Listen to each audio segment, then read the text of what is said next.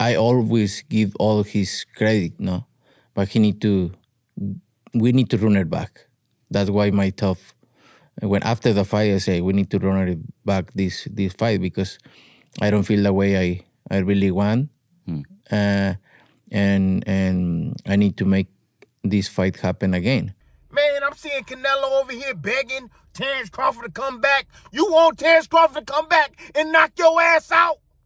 You ain't got enough already? What you forgot? You forgot in that last round when you got hit with that jab? You was like, what the fuck? Yeah, you ready to get knocked on your ass, my man? Terence did. We don't know if, I'm glad he did. You're glad he did. Why? I'm glad he did. Why? Because unfortunately, and I'm going to say it, a lot of people are going to be mad at me, because unfortunately, the fact that he won, working on a rematch, they were going to make his life miserable for a rematch for him to lose the next one. We all remember the dismantling that happened on 13th of September by the hands of the one and only Terence "Bud" Crawford. Terence Crawford is the best fighter on the planet. Pound for pound, he's that dude. In this 4-belt era, he is now the undisputed world champion 3 times over. 140 pounds, 147, now 168 pounds, claiming all the belts. You don't see people doing that very often. Going up against a guy who was perceived as being bigger and stronger, Crawford was strong. Crawford was strong enough to fend him off, strong enough to make him respect his own power. He used his jab, he used his distance. He had poise in the ring, he wasn't rattled. He backed up and moved when necessary and kept us different. He exchanged enough to gain respect when necessary. It was a brilliant, brilliant, masterful fight. Following his masterclass victory, the world expected a rematch that would break every financial record in history. Instead, Crawford chose retirement. While fans were left confused, legendary trainer Joel Diaz has stepped forward to expose a dark, underlying truth that the promoters don't want you to hear. They're giving Crawford to Canelo just so Crawford can make some money. You know, to me, that's what it was. To me, it was like, it's a business fight. You know, he loses, okay, no problem. He goes back to 154 and he's still the champion. But that was my mentality. You know, but after I saw the fight, wow, you know, Crawford really, he's a really competitive guy. You know, he's a smart, very technical. He used everything Canelo did in that fight against him. You know, even the pressure, even when he tried to apply pressure and counter, Crawford was there executing everything he did. The boxing world was stunned when Joel Diaz revealed what Crawford would have faced had he signed that rematch contract. Diaz suggests that the business of boxing simply couldn't afford to let its greatest asset, Canelo Alvarez, lose twice. Canelo isn't just a fighter. He's a billion-dollar ecosystem that fuels Las Vegas, international networks, and entire promotional companies. When Crawford moved up in weight and dismantled the king, he didn't just win a fight, he broke the machine. Diaz's warning is chillingly direct. They would have meddled. From the selection of friendly judges to referee interference and impossible weight stipulations, the rematch wasn't going to be a contest of skill. It was going to be a judiciary robbery designed to restore the status quo and put the belts back on the golden goose. Terence did. We don't know if, I'm glad he did. You're glad he did. Why? I'm glad he did. Why? Because unfortunately, and I'm going to say it, a lot of people are going to be mad at me, because unfortunately, the fact that he won, working on a rematch, they were going to make his life miserable for a rematch for him to lose the next one. Do you think so? Oh, hell yeah. Yeah? Yeah, that's the way boxing works. They were going to make his life miserable. Why? Because Canelo has always been the favorite. And on a rematch, they were going to find a way to make Canelo the winner of the next one. So, I mean, look, if I go back in time, and I remember when Marquez knocked out Pacquiao on the last one, and I've always said, fuck, I'm happy for, I like Pacquiao. But, after this many fights, okay, you know what? You knocked him out. You close your chapter in your career already, retire. If you retire now, Marquez, forever, you're going to be like, man, you close the chapter with a beautiful execution. It's over. Because then somebody else is going to come, some guy is going to come around and is going to beat you and is going to take that value from that knockout. And then Bradley comes. And then Bradley beats him. So right now at this point, if Crawford decides to retire and never come back, in the books of boxing forever in history, hey, look at this guy. He came from 54 to 68, beat the king of boxing, and took all the belts and retired. Man, now I would do it. I mean, if I have no need to come back to boxing, I would do it. I know there's a lot of temptations and there's money, and you know what? There's millions of dollars. Hey, they're gonna keep. Hey, come on, I'll give you 200 million. I mean, yes, it's tempting, but you know what? Sometimes, I mean, money comes and goes, and at the end of the day, money's not gonna last forever. What's gonna last forever? A legacy. This isn't just a theory. We are already seeing the narrative shift in real time. In recent interviews, Canelo has begun planting the seeds of doubt regarding Crawford's victory. Mistakes I made in the fight and in the camp too, but that's what it's boxing about. I think a winner doesn't mean you need to win every time. No? You need to learn from everything, from the losses, take the losses, and learn from that, and move forward, and still doing the things you love. Now, you could have fought anyone last year. You know, you're big enough where you could have put me in the ring and it would have did numbers. You gave him a big opportunity. You're a type of guy who likes a little payback. Was there any part of you that got upset when he announced his retirement and you said, oh, I gave you the opportunity, now you're not going to give me the opportunity back? Yeah, of course. That's I think I always give all his credit, no? But we need to run it back. That's why when after the fight I say we need to run it back this fight, because I don't feel the way I really want, and I need to make this fight happen again. Canelo is not only a fighter fighting against Crawford, he's a global brand. Yes. Who's business partners with Crawford on a business venture, who is allowing Crawford to profit from his brand in order to do business. It's not out of altruism. Canelo gets something out of it too, but 100% Canelo had a lot of options and he gave Crawford the shot. And now he's saying, I also would like the shot. Now guys, if the rematch gets made, I'll be sitting, like, we'll all talk ourselves into the fact that it's going to be a great fight and a big event and we'll like it and everything. But I'm telling you right now, there are lots of fights I'd rather see. So I hope it doesn't get made. Even though he credited Crawford, he's also pointed to his own body failing him. Canelo claimed his weight cut went wrong, his legs were cramping, and he was suffering from an elbow injury that required surgery. By framing the loss as a physical fluke rather than a tactical defeat, Canelo is attempting to rig the public's perception. A lot of things.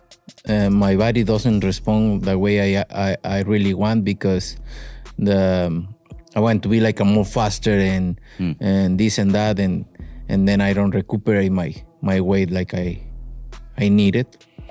So I feel a little bit tired. My legs feel like a little bit tired too.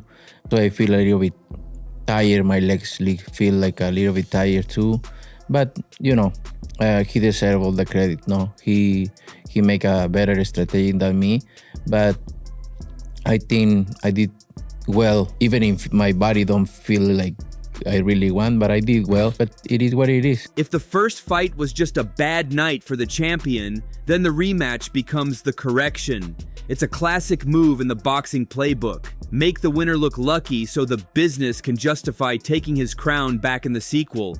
Now, again, I'm not in the business of providing excuses. Terence Crawford smacked up Canelo. He beat him fair and square, clear as day. Terence Crawford went out there and did a number on Canelo Alvarez. I don't want to hear the old stuff because Terence Crawford's older. I don't want to hear the not in his prime stuff because neither is Terence. He just retired. I did see that Canelo did have elbow surgery after. I don't know what that was about, but maybe that's what he's talking about when he said my body didn't feel great. But again, it seems like he's talking about he just felt heavy and dead, but that's something like happens to you know, is clearly every fighter, is that you may not feel your best on the night of the fight, and you got to fight even when you don't feel that way. You have to fight regardless, right? Like, you can have a perfect camp, perfect everything, and then fight night, you just don't feel great. You're not as hyped up, your body's not responding the same way, whatever, and you got to make it happen, right? That's the mark of a champion, is doing it all the time, being consistent all the time, even when you don't feel 100%, 90%, your body's not clicking the way it needs to. You got to find a way. Not me, again, trying to put that on Canelo. I'm just saying, he is essentially saying that. Even other elite fighters have weighed in on this trap. Dimitri Bivol. As the only other man to recently solve the Canelo puzzle, Bivol understands the immense pressure and the invisible hurdles that come with fighting the sport's biggest star. Bivol has hinted that Crawford followed the perfect blueprint, but he also knows that the system rarely allows a repeat of that performance. Even Errol Spence Jr., a man who felt the terrifying power of Crawford firsthand, didn't seem surprised by the retirement. Spence knows that once you've reached the summit and proven you're the best, there's nowhere to go but down, especially when the deck is stacked against you. Man, I'm seeing Canelo over here begging Terence Crawford to come back. You want Terence Crawford to come back and knock your ass out? You ain't got enough already? What you forgot? You forgot in that last round when you got hit with that jab? You was like, what the fuck? Yeah, you ready to get knocked on your ass, my man? Hey, bro, you better keep walking, Canelo. Keep walking. Hey, Crawford trying to save your ass and save your damn legacy by not repeating and fighting your ass. He gonna knock your ass out, Canelo. That what you want? Why don't you go fight Bivol or Benavidez? Why don't you go do that, Canelo? Go do that, Canelo. You better off fighting them dudes, man. I don't know if you can beat them either. But shit, you gonna get knocked out by Terence Crawford. Keep barking up that damn tree, my boy. Shit, he already told you. Hey, he done. He done. Let him be done. Let him be done. Shit, he don't need you. You need him. Shit, yeah. But what I'm saying is, when you ask to fight a guy like Bud, right now, all the odds makers, the Vegas people, it was super close, okay? And when they got the press conference, Canelo kept saying, "Who'd you fight? Who are you?" All that type of stuff. Cool, bet. We get in this ring with no rehydration, nothing. Everything you want, Canelo, you got. Yeah. We get in this ring and I'll dominate you. Why we run this thing back? For what? But if because you got a name? Yeah, but if fighters had your attitude, we never would have got Ali and Frazier too. If these guys was business partners we not as gonna well. do this, are you No, believe? he's saying that He making it seem like he don't Frazier understand, won. like he don't But understand why. But let's take, instead of taking Ali Frazier won, which is an all-time great fight, and Frazier won, but Ali earned a rematch and all that yes. stuff that Frazier didn't want to give him at first. Let's take a fight where one guy clearly demonstrated superiority over the other. I think you're both right. I can do this. Okay, before you do, I think you're both right. From a boxing fan's point of view, we don't need to see it again, because the only question going into the first fight was not who's better. Crawford's better. Canelo's incredible. Crawford's better than that. Yeah. The question was, would Canelo be too big? Once that question has been answered, It was over. I That was don't the main think question. Canelo has It a was, road Shady. to victory. That was the On main. the other hand, from Canelo's point of view, he has every right to say, dude, I put you on, Yep. and in that's terrible, return, Matt. I No, want a it's not rematch. terrible. Yeah, He did absolutely, plenty Matt. more, That's Shady. sound logic. Canelo has all the right in the world, and this is a guy that's been giving guys opportunities going back Yes. to Austin Trout, Arizona De Lara. Not comparing Crawford to them, but you're right. Canelo did not have to fight Crawford. He No. wanted to fight Crawford. Obviously, he made a lot of money doing it, and we're getting carried away now. This was a competitive fight. Yes. Did Canelo deserve to win? No. This wasn't controversial seem or like he anything, just got beat but it up wasn't to like do he got it. knocked It out was in the first competitive. round. 3 rounds. It was competitive, but it was comprehensive Right. also. But you know what? That's the issue. But you know what fights were less competitive and we saw rematches, Matt? Yes, let me hear. To understand why Crawford is so afraid of the business, you only have to look at the history of Juan Manuel Marquez and Manny Pacquiao. After their fourth fight, where Marquez famously knocked Pacquiao unconscious, the pressure for a fifth fight was astronomical. Millions were on the table. But Marquez, much like Crawford is doing now, chose to walk away. Joel Diaz points to this as the ultimate survival guide. Marquez knew that if he fought Pacquiao a fifth time, the judges would never allow him to win on the cards. He had achieved the forever moment, the exclamation point on a legendary rivalry, and he refused to give the promoters a chance to erase it. Crawford is playing the same game. The first fight, one of the things that Bud was lauded for, he was given a lot of credit. There's no rehydration clause, blah, blah. Oh my God, Bud's such a fighter. I'm up here making the argument, see, no excuses. He doesn't need a Mayweather rehydration clause. But really, why did he do all that? Because if you want the shot, you got to do it according to Canelo's terms. Yes. He still beat Canelo comprehensively and decisively. In the rematch, Crawford would be within his rights to say, okay, wait a minute. Now there's going to be a rehydration clause. Now there are going to be some things that favor me. And once that happens, it's just going to get worse for Canelo. I wouldn't like that with Crawford's legacy. I don't think I know, with his but character. if you were Canelo, if you were Crawford, like, I understand what you mean. I already proved my point the first time. All right, you want the rematch? Okay, but now it's going to be on my conditions. Gives you maybe different money terms. Say you want, you want parity and money, which obviously never has been with Canelo, stuff like that. He needs to make a change, I think. I would love to see the rematch. I think in the rematch, if he comes back with the hunger that he needs, he could beat Crawford. Because Crawford, is very talented, but I think Canelo could beat him. Canelo's strong, man. Canelo's strong. Canelo could take a good punch. So I think he could just go and don't respect his punch and throw punches even though you're gonna get hit. But don't give up. Keep going until you hit him. Terence Crawford dominated that fight so much, and I know it was a little bit nip-tuck at times, but when you look at the art of pugilism and the skill set that came from Terence Crawford and the way he dismantled, dissected and beat him at his own game towards the end, took Canelo on and beat him at his own game. Terence Crawford it was an easy night's work for him, dare I say, an easy night's work against Canelo Alvarez. And I don't want to rain on this parade, but Canelo is definitely past his best. But I don't think it would have mattered because Crawford was that good. 38 years old. How does he do it? He's on the Cobra juice. Whatever the Cobra's taking, he's like a youth. What he's just done is unbelievable. And I'd actually like to see him retire. The meddling Diaz speaks of often happens in the shadows long before the first bell rings. It's in the rehydration clauses that drain a fighter's power. It's in the hometown referee who breaks up the rhythm of an outsider. It's in the judges who are encouraged to favor the more profitable star in close rounds.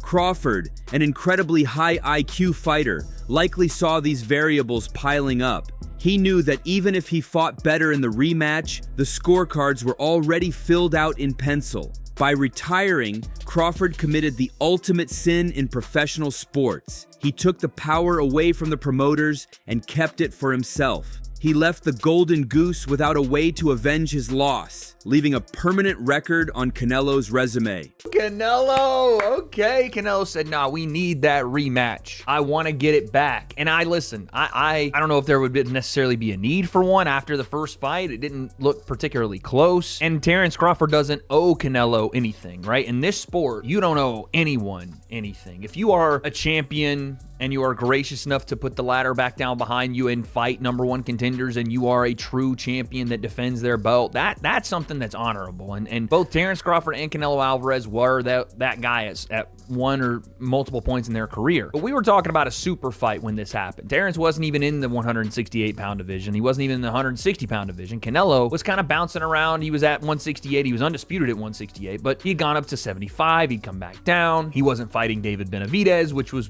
the fight to make at 168 if we're talking about champions given opportunities. Instead, he gets the Terence Crawford fight, and that was a big opportunity that Canelo did give Terence Crawford. And not, again, to diminish Terence, but without Canelo, that fight's not on Netflix. Without the big-time audience that Canelo brought, it's probably not doing such crazy numbers like it did. The point is, Canelo's like, well, I gave you that opportunity. Now you need to give me that one back. One more fight for the rematch. And the way he's talking, I didn't see the need for it at first, but I'd be like, yeah, bro, like Crawford is not going to fight anyone else. And again, he's probably not going to fight ever again. If you guys watched the short interview that it was myself and a bunch of other people, Fight Hub was there. They were asking him essentially, why he wouldn't come back. And he was like, who do I fight? And no one really had an answer because what were we going to say? Canelo rematch? He seemed disinterested in that. So if Crawford truly is done, he doesn't know Canelo anything. Selfishly speaking, this is a single player sport. You're not on a team. You don't have, obligations to people other than yourself. If Crawford doesn't see the point in it, and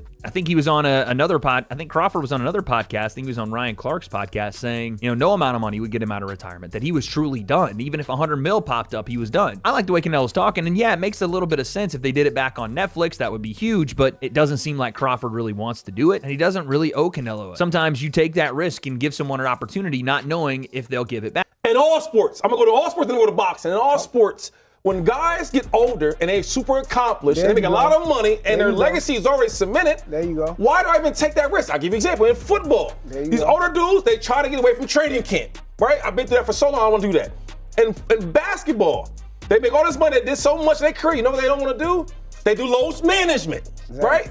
And boxing, Canelo Alvarez is one of the most decorated fighters we've seen, right? Talk about money, he got money on money. You come off a big loss from Terence Crawford that might have hurt my legacy a little bit. and I'm gonna go in there with a young Well, monster. let me tell you why. Let me finish. I'm gonna go in there with a young monster like McBilly. Yeah. And Billy. Why would I do that? I'll make He's gonna fight Shiraz. I'm telling you that I'll right make now. the argument. As the smoke clears, the question remains, who actually won? Canelo still has the fame, the massive Netflix deals, and the ability to sell out stadiums against lesser opponents. But BUD had something better. He proved he was the best. Well, Canelo, you know, in order for, I mean, I don't know, everybody thinks different, and the business of the sport has something planned for Canelo to come back. But, you know, people are already like, they're tired of, I mean, me as a fan watching Canelo fighting these foreign fighters that nobody knows, but they have a good record. You know, if Canelo decides to come back, a fight that makes sense will be a rematch against Bivol. You know, people will be interested. So, yeah. I think so. Dimitri. People will love to see a rematch against Dimitri Bivol. You know, and that's an interesting fight. If there's no Terence Crawford, what's more interesting for the fans to see than a rematch against a guy that beat him? You know? Yeah, I mean, Shiraz did great on the knockout, and the fact that the way he executed Berlanga, I mean, it's interesting for the fans as well. You know, people want to see, hey, I wonder how this guy would do against Canelo when Canelo, you know, fought Berlanga and won the distance, you know? It's interesting as well, you know? Yeah, because they could take it to England. I know that's always been a goal of Canelo, is to fight internationally. He hasn't fought in England. I would imagine they'd fill out a stadium. Bivol, that's a hard fight. Like, he knows coming in, like, you know, I don't know about this. And then moving up again at 75. It is a tough fight. But at this point, Canelo needs to prove to the people that he is a champion. He's a king. He's a king of the 168, or if he wants to move to 75. So that's all from today's video. If you enjoyed it, remember to leave a like, subscribe, and ring that bell icon so you never miss our upcoming videos. And don't forget to share your thoughts in the comments section. Stay tuned, and we will catch you in the next video.